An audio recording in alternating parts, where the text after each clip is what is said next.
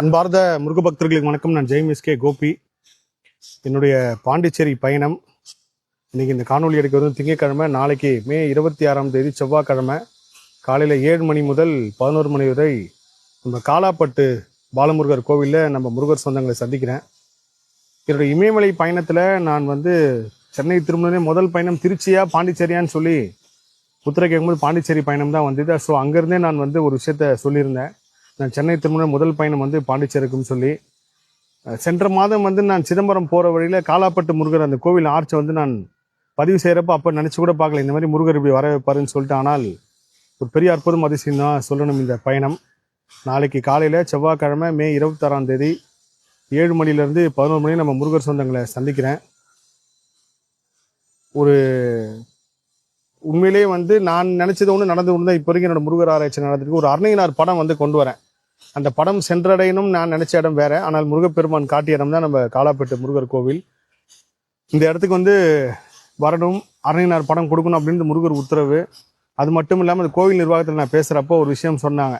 ஐயா, கும்பாபிஷேகம் நடத்த போகிறோம், அருணையினார் சிலை எங்கே வைக்கணும் நீங்களே சொல்லுங்கள், அந்த இடத்த நீங்களே காட்டுங்க, அங்கே வச்சிடறேன்னு சொன்னாங்க.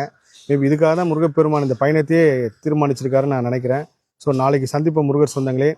அதே போல் வருகின்ற ஜூலை மாத இறுதியில் முருகர் அழைக்கிற நிகழ்ச்சி மலேசியாவில் திருச்செந்தூரில் போன வாட்டி நடக்கிறப்பயே நான் அடுத்த வருஷம் மலேசியாவில் நடக்க போகுதுன்னு சொல்லியிருந்தேன். ஆனால் இப்போ வரைக்கும் மலேசியாவில் எப்படி நடக்க போகுது, எப்படி நடத்த போகிறாரு, நம்ம தமிழ்நாட்டுக்குள்ளேனா எங்கே ஒன்றாலும் ஒரு விஷயத்த செஞ்சிடலாம். ஆனால் வெளிநாடுன்றப்போ எப்படி நடக்க போகுதுன்ற ஒரு பதட்டம், பயம் இந்த நிமிஷம் வரைக்கும். ஆனால் முருகர் மேலே பாரத்தை போட்டு அறிவிக்கிறேன்.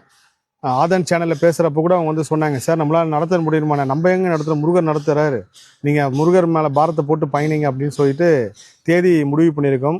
ஜூலை மாதம் 28 முருகர் அழைக்கிற நிகழ்ச்சி மலேசியாவில் நடக்குது. நாள், இடம், நேரம் எல்லாமே நான் விரைவில் பதிவு செய்கிறேன்.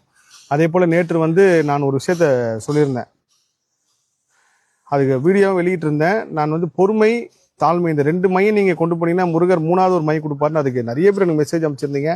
என்னோட முருகர் ஆராய்ச்சிலையும் கர்ம ஆராய்ச்சியும் உணர்ந்த விஷயத்தை நான் பதிவு பண்ணியிருந்தேன். இதை முயற்சி பண்ணி பாருங்க.